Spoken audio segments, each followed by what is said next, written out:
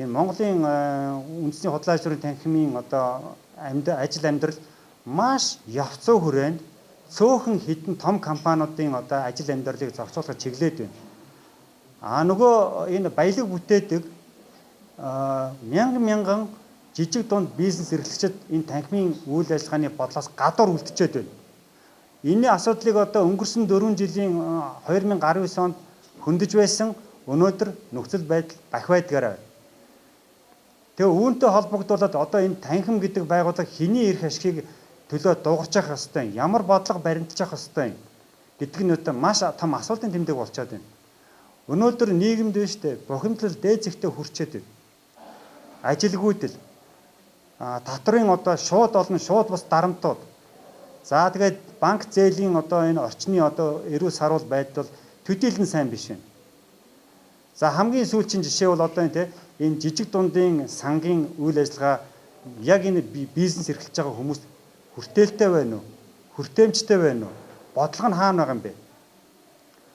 Мөн өнөөдөр энэ Монголын сүүлийн нийгэмд дөргиогод байгаа Хөгжлийн банкны асуудал, нүүрсний хулгай. За энэ төрөл бүрийн сангуудын одоо зовчуулсан байдал, нийгмийн даатгалын сангийн захиран зарцуулалт, даатгуулагчийн эрх ашиг хамгаалсан асуудал.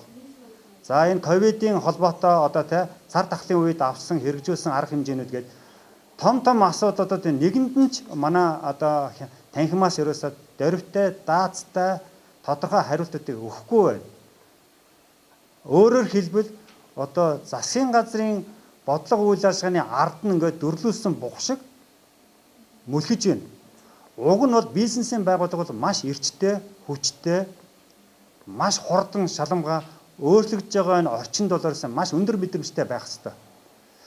Тэгээ энэ одоо ажлыг л ерөөсөө хийхгүй байгаад одоо хяналтын зөвлөлийн одоо нийт бүрэлдэхүүний өмнөөс бид нар шүүмжлэлтэй ханддаг. Энэ асуудлуудыг гаргаж ирсэн. Энэ асуудалд нь жинтэй одоо шүүмжлэлийг өрнүүлэхэд харамсалтай нь танхимын одоо удирдлага маань маш цааргалж байна. Маш дурамчхан байна. Ерөөсөө энэ сүүлийн үед ажиллаад байхад энэ олон нийтээсээ тасарчсан баялаг бүтээж байгаа энэ мянган гишүүдийг ерөөсөө дэмжихгүй шүү дээ.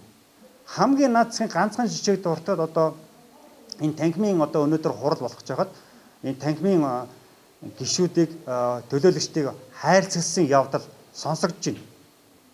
Одоо мэдээлэл ирж ийн л да шудраг гишүүдээс. Тийм учраас энэ Монголын одоо энэ баялаг бүтээж байгаа татвар төлөгчдийн энэ нэгдсэн маргаашийн энэ 21-р одоо энэ чуулганыг үнэхээр шудраг ёс давмгайлсан ил тод байдалтай өнгөрсөн хугацааныхаа алдаа дутагдлыг илэн далангуу ярьж хөөрсөн ийм үйл арга хэмжээ болоосоо гэдгийг нийт одоо танхимын гишүүдийн эрх ашигын өмнөөс хэлж байна.